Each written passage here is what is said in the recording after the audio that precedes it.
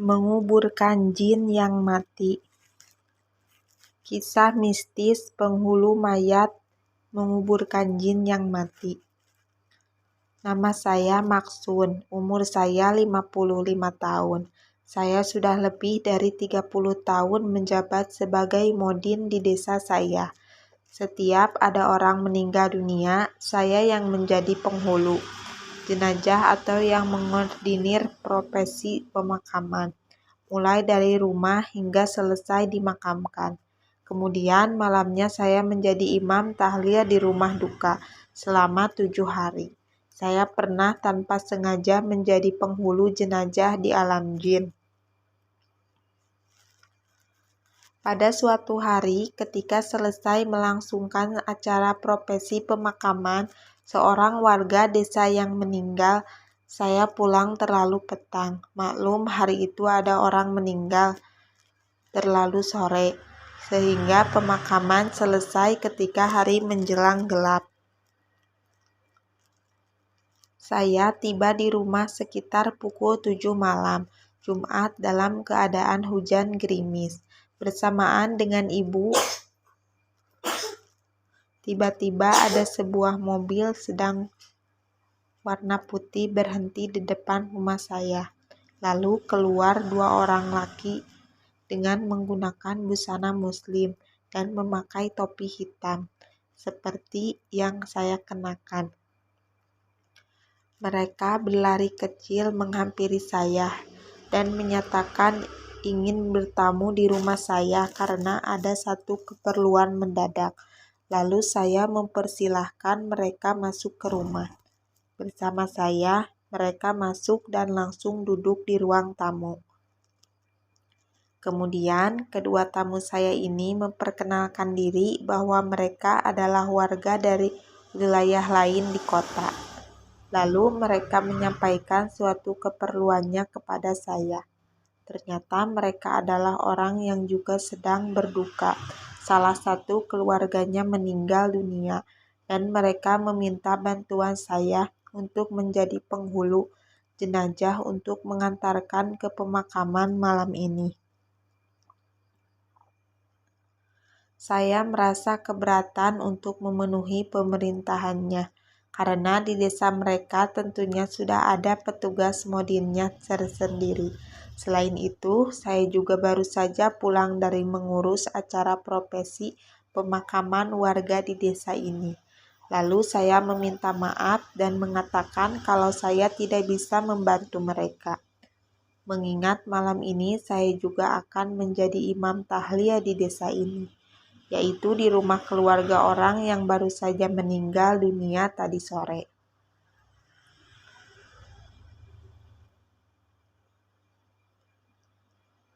Namun 2 orang ini memohon kepada saya dan menyatakan bahwa modin di desanya sedang berhalangan, sehingga tidak ada orang yang menjadi penghulu jenazah.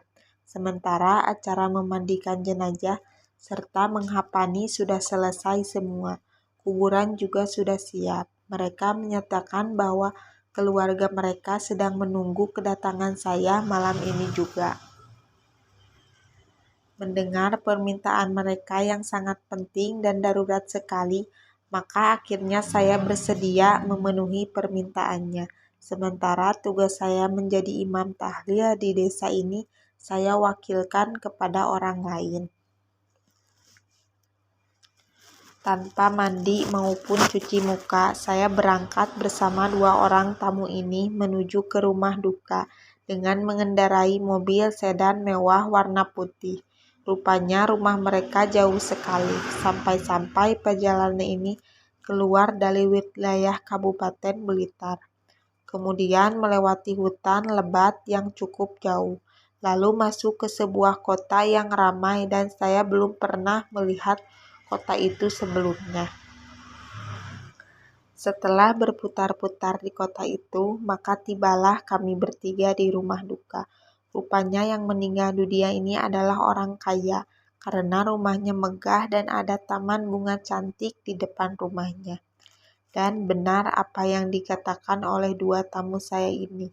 Ternyata sudah banyak orang melayat yang berkunjung di rumah duka, sementara terdengar suara tangisan para anggota keluarga yang meninggal dunia. Jenazah saya periksa sudah selesai dikafani dan sudah berada di dalam keranda mayat. Semua perlengkapan pemakaman juga sudah disiapkan, dan mereka benar-benar hanya menunggu kedatangan saya sebagai penghulu jenazah. Akhirnya, langsung saja seperti biasanya, saya menyampaikan pidato mewakili atas nama keluarga yang berduka, menyampaikan terima kasih kepada para pelawat yang ikut berbelasungkawa. Setelah selesai, jenazah langsung diberangkatkan malam itu juga, dan kami beramai-ramai berjalan menuju ke pemakaman umum di desa itu. Tidak lama rombongan jenazah tiba di pemakaman, yang ternyata tidak jauh dari rumah duka. Liang kubur sudah dipersiapkan sejak tadi dan keranda jenazah langsung diletakkan di samping liang kubur. Seperti biasa, saya langsung masuk ke liang kubur untuk mengumandangkan adzan. Dari sini mulai timbul keanehan. Ketika saya mengumandangkan suara adzan, tiba-tiba orang-orang yang melayat terlihat seperti orang kebingungan. Lalu mereka menjauh satu persatu. Semakin kencang suara adzan, mereka semakin menjauh dan pergi. Setelah adzan selesai, tidak ada orang sama sekali. Semua pelayat dan juga keluarga yang berduka pergi entah kemana. Akhirnya saya bingung bagaimana cara mengangkat mayat ke liang kubur seorang diri dan selalu menimbulkan dengan tanah.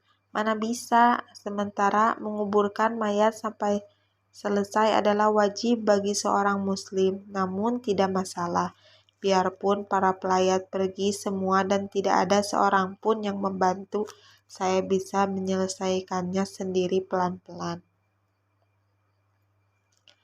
Namun ada kejadian aneh yang mencengangkan ketika saya mencoba membuka tali keranda mayat. Ternyata keranda mayat yang tadinya diletakkan di samping saya di dekat liang kubur itu hanyalah tumpukan pohon singkong yang diikat dengan tali. Dan tali keranda yang saya buka tersebut ternyata tali rapia yang digunakan untuk mengikat bantelan kayu singkong.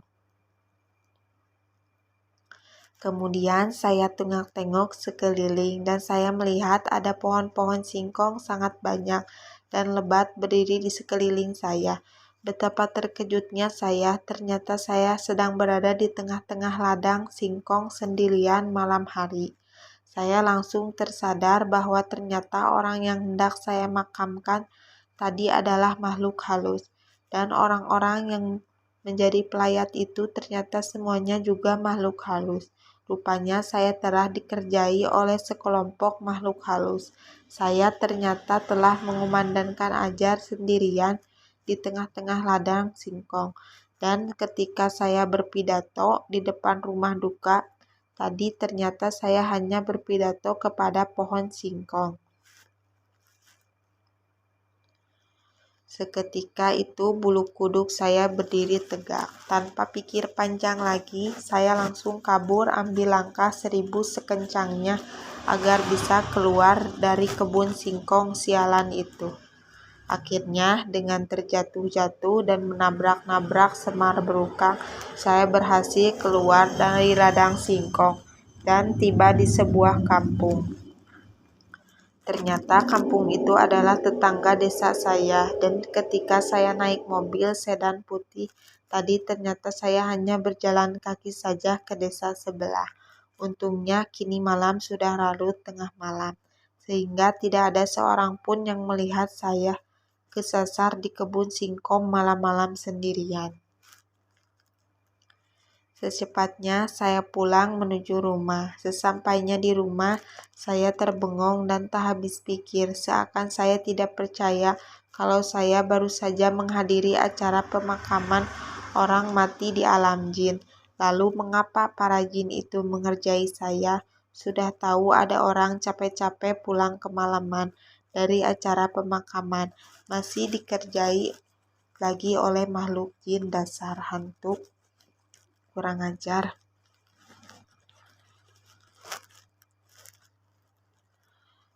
Makanya kalau pulang dari mengikuti acara pemakaman di kuburan atau tempat angker, jangan lupa mandi atau setidaknya cuci muka dan cuci kaki dahulu, agar tidak diikuti oleh makhluk halus yang suka usil.